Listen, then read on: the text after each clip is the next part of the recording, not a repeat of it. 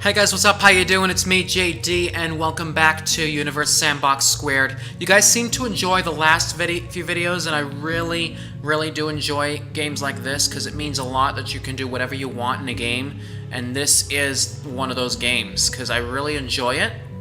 And if you don't know what this game is already, I can tell you again, it's just basically just a cheatsy little way of showing you how things work in the universe, by letting you fool around and play God. But anyway, thank you guys so much for the continued support on the channel. It means a lot that you're coming back at least once a day to show that you care about what I love doing best. And if you like this video, make sure you hit that like button. It will let me know to create more amazing content such as this, and maybe I might make more of this as well.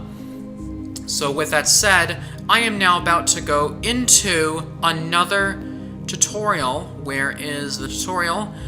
I am going to set... the last 4 tutorials of the game! What do you know? Here we go. You can quickly customize simulations by editing their starting parameters. Simply hover over a simulations tile, then click the pencil icon to bring up a list of settings. Let's try it with the Create panel. And in that case, I'll try that now. And where are we going? Where are we going? Hover over Earth and Eris preset.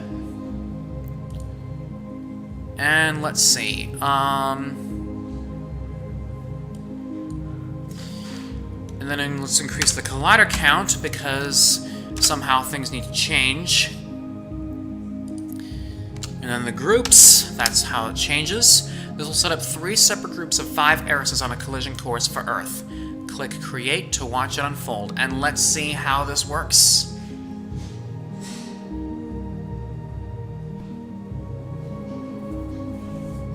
See how this works.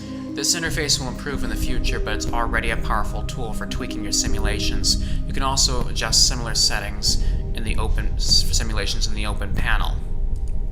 And look at that. Total explosion.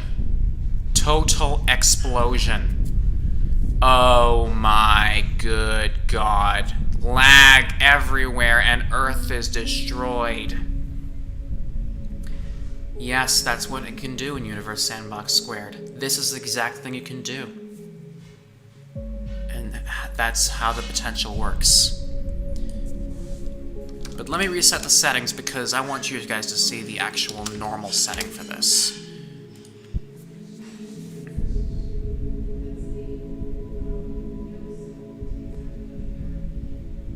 Now this is the normal chaos you would see. One side of Earth impacted, and then the other bits and pieces just go as they go. Oh, and guess what? The water evaporated all because of that.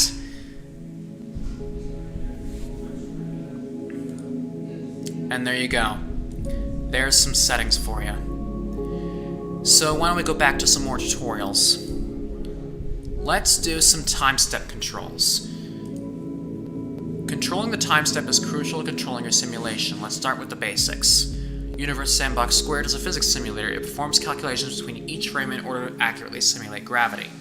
It looks at how each object is moving, then determines where they should be in the next frame after a certain amount of simulated time.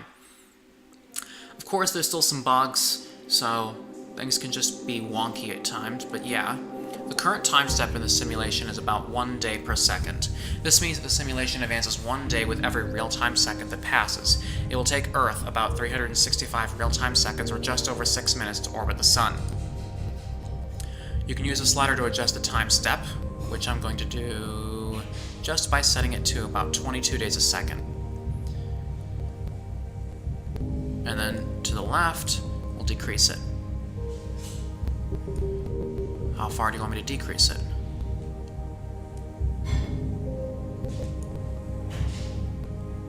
And then increase it again. Then when you adjust the time step, you'll see the target time step panel appear. We'll discuss this in the advanced time step, but let's continue for now. You can also manually enter a value for the time step. And I will select minutes per second, and then I'm going to set it to 10 minutes a second, because that's how it asks. The time step is now 10 simulated minutes per 1 real-time second, or every 6 seconds, and real-time is now an hour in this simulation. You can also set the time step unit in the text box. I will select 1 second, because then that will take 1 real-time second to operate. Yep, this automatically changes the unit, so the time step is now 1 second per second, or real time. Abbreviations work as well, so instead of 1 second, you could type 1 SEC or even 1S. This works for other units and values as well. If you see the time step icon turn red, don't panic. This essentially means the simulation is slowing down to prevent things from flying apart.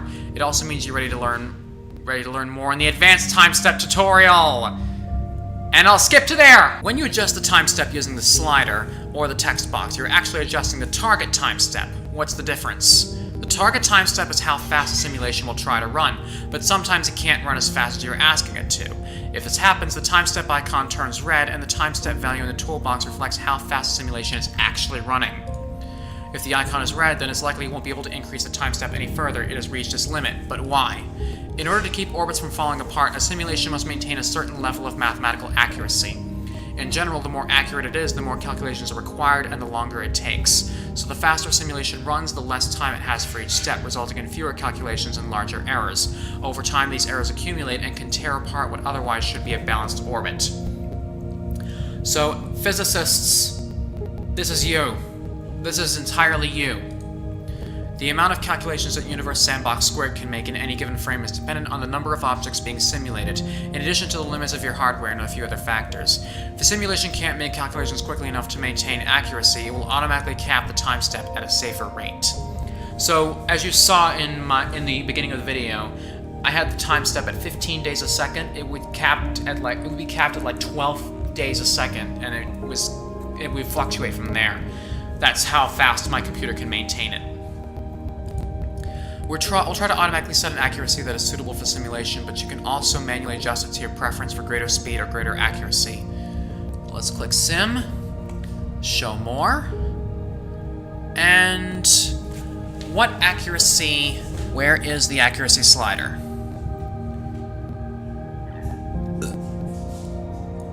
We'll set the slider to -6.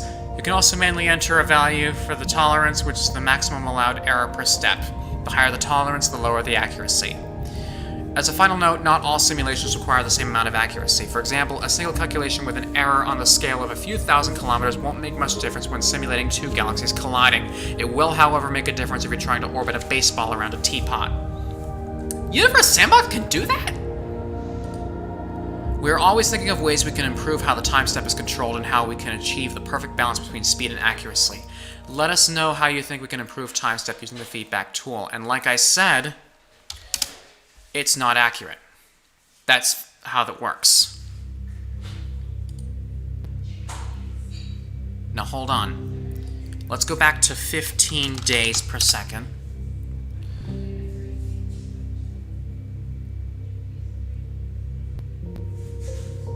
Because I think that was a start point. And now let's explore more. Other features! Let's quickly run through some of the lesser-known features in Universe Sandbox². You'll learn how to create a randomly generated system, add rings, view from the surface, and hide the interface. Let's create a randomly generated solar system. Create systems. Random solar system. Random. I will create. Let's just create a random system. Great. Now let's load a simulation of Pluto and its moons. And because we like Pluto, let's put a ring on it. Let's click Pluto. And add. I'm going to add a 2-4, no. Let's actually add an ordered ring.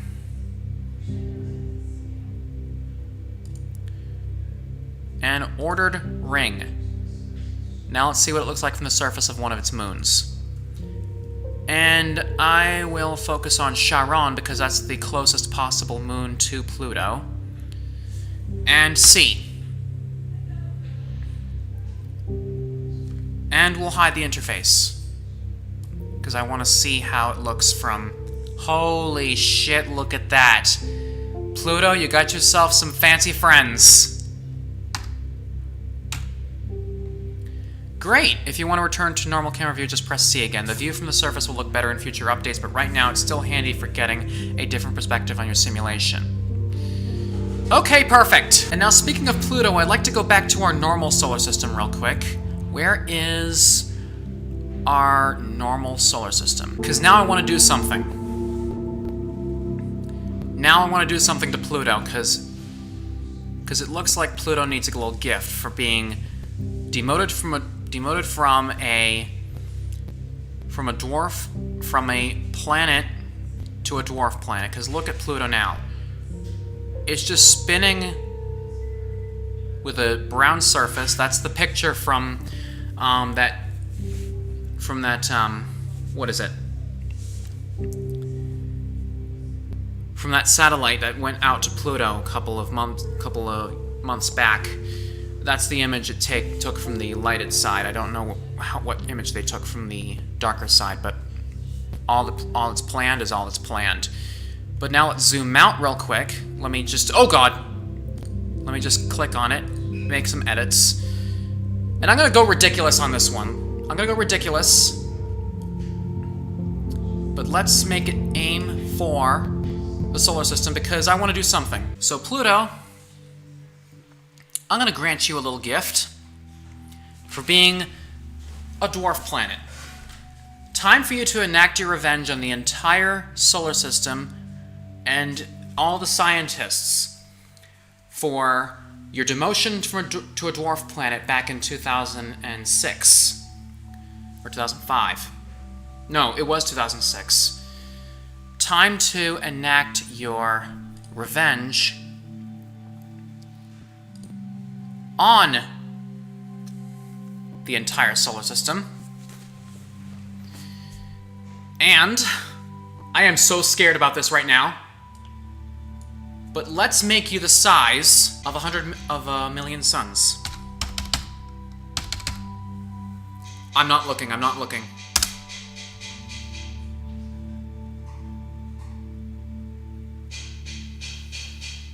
Look at that. Pluto's now a black hole. Everything's sucked in. Bye-bye, Earth. 2022. Rip in peace. That's going to do it for today's episode of Universe Sandbox². Let me know what you guys think about Pluto the black hole, and let me know what kind of simulations you want to see going forward, because I want to see what kind of things you can come up with, and give me some experiments. I love this series, and it's now time for you to give me your experiments. Let me know what you want to see going forward with Universe Sandbox², because I love this game so much, and it deserves the quality that it needs. Like this, Pluto, black hole, sucked the entire solar system in, and eventually the Milky Way too. But nonetheless, I'd like to thank you guys so much for your continued support, and thank you guys so much for watching. Don't forget, leave a like, share this video with your friends, and as always, I will catch you guys in the next one. See you next time, everyone. Hey guys, if you like that video, make sure you check out these other two videos over here. Last part of this video, maybe another video you might like. Also, don't forget to check me out on Twitter for more updates. I'll be posting links to my videos from there, if you want to get them first. And don't forget to leave a like the buddy said, post your comments, and don't forget to subscribe to the YouTube channel if you want more videos like this awesome one. Thank you for watching, and I'll see you next time. Also, please watch out for any squirrels on the way out.